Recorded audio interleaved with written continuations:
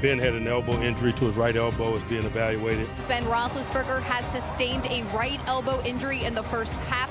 Quarterback Mason Rudolph will get the start. We will, guys, keep you posted. We understand the position we're in. We understand the negativity that comes with it. We better absorb it. We better get singularly focused and get better for our next opportunity, control the things that we can control.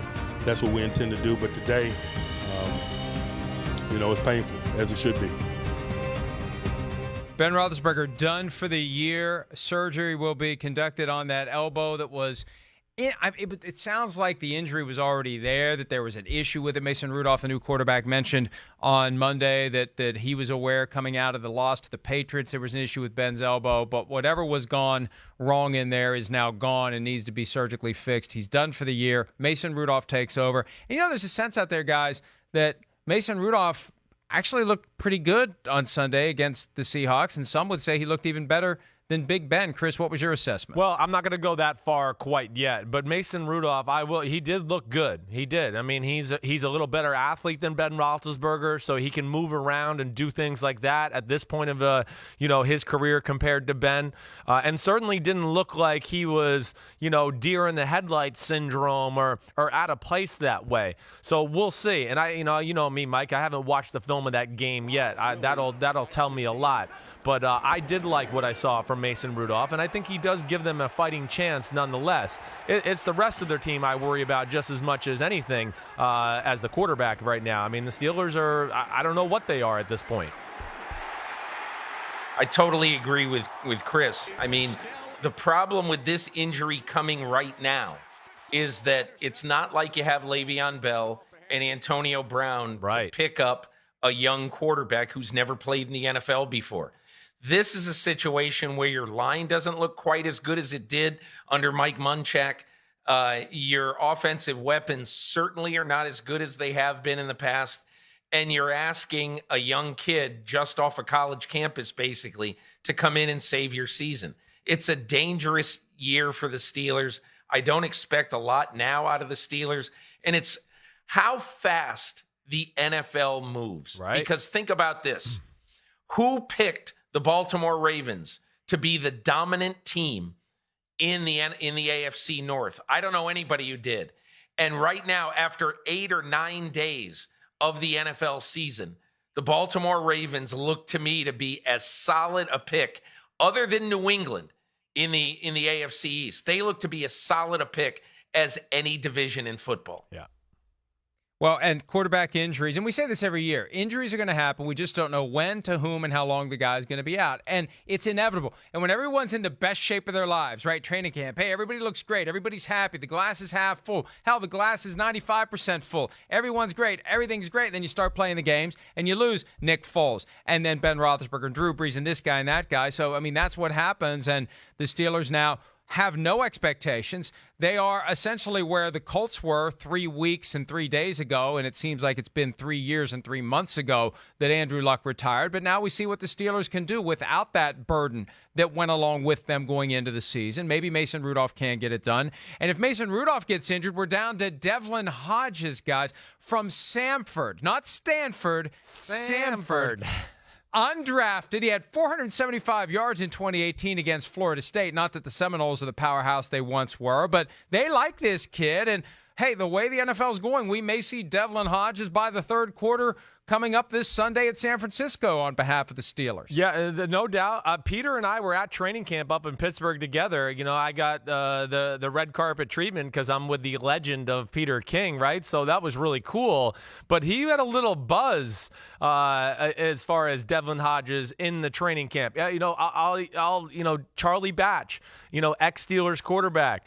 He, I just talking ball with him, and he goes, "Hey, watch this Hodges guy." He goes, "Man, it's not like the most beautiful thing. He's not going to wow you every day because every day he comes out here and makes plays and makes throws and moves the offense." And he had an impressive day the day Peter and I were there. So the kid's got a little moxie and he knows how to play the game. That's for sure. I don't think they'll fall off the planet if he does have to get in the game. Mike, you talk about the Colts. The one difference between the Steelers of today and the Colts of 3 weeks ago is that the Colts had Jacoby Brissett. And the Steelers obviously right now head into the total unknown and they head into the unknown at 0-2. And, you know, I think this is going to be one of those rare seasons in Pittsburgh where they're playing out the string by December 1st. And that's what makes the decision to give up next year's first-round pick, which could be a top 10 pick, which they could use to get their next quarterback, to get cornerback Minkah Fitzpatrick from the Miami Dolphins. That was the trade that landed last night during the Monday Night Football game, and it surprised a lot of people that was the destination, Chris. And I know that you've got some strong feelings about this. The idea that the Steelers would give up that first-round pick, that could indeed be a high first-round pick, to bring in a guy that maybe they don't need in that defense. I don't get it. I really don't. I don't really get the logic. I like Minkah Fitzpatrick. I really do. Now, the Steelers, for one, okay, I mean, is this a Band-Aid? I mean, now that you got Minkah Fitzpatrick, are you going to win football games? I don't think it's that big of a move. No. You know, I understand they have coverage issues with the Pittsburgh Steelers, but at the same time, their cover corners are the big issues. Safety play. Minkah Fitzpatrick's a free safety / nickel back, right? He's not a guy that you want down in the box. That's what he's been complaining about as far as what the Dolphins have been asking him. And he's not a guy that you're going to put outside and go, hey, we want you on an island and you just shut down the other team's best receiver. That's not what he is. And I just don't see how it fixes their problems right now. And yes, for the future, Mike, you made the point. I mean, this is a team that could very well be on the verge of semi-rebuilding here, or starting a new era this next offseason. And you might have a top 15 pick, and you might have another desperate need somewhere along your roster, especially at the quarterback position or maybe somewhere else. So to me, it does not make sense. I was shocked to see it go down. You know, Pittsburgh now is going to have I think one pick in the top 110 of this draft. They don't have their 1. They don't have their 3. They use their 3 to move up on draft night, the first night of the draft, to get Devin Bush, and with Denver. And so now, even if there is a bumper crop of quarterbacks in the draft next year, the Steelers have priced themselves out of the market by getting Minkah Fitzpatrick. So I believe that Ben Roethlisberger has given them very strong indications that he not only is going to play in 2020, but he's going to play at least 1 year beyond that. Now, you heard out of the Steelers yesterday, you heard out of Pittsburgh, that Roethlisberger intends to fulfill his contract, which, I mean, if you're a Pittsburgh fan and you don't really know about Mason Rudolph, well, you're happy about that. Because you want to know that you have the security blanket of Roethlisberger for a couple more years.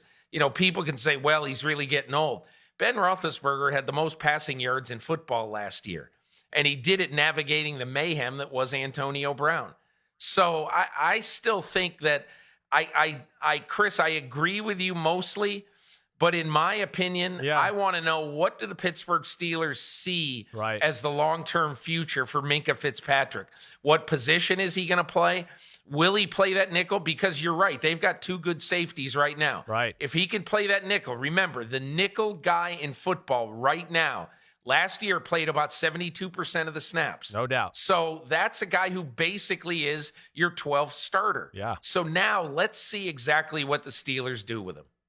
And remember, he's only in his second season. They'll have that 5th-year option that they undoubtedly will exercise. So they have Minkah Fitzpatrick for 3 more years beyond the duration of this one. So they're getting him very, very early in his career. And again, there is something in him that they must love. They must have coveted him secretly on that first night of the draft in 2018, and now they have him.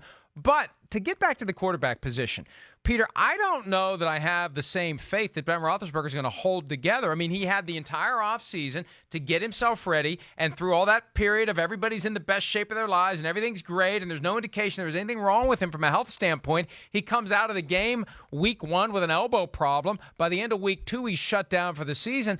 I don't know that I have faith that the guy's going to hold together. And, I made this point yesterday. You look at Tom Brady, you look at everything he's done to commit himself to the lifestyle necessary to play football as long as possible, and you look at Ben Roethlisberger, and I don't see much that suggests to me he's been doing everything he possibly can to get the most out of his body to play well into his 40s. And it could be his body is just saying, hey, Ben, time's up.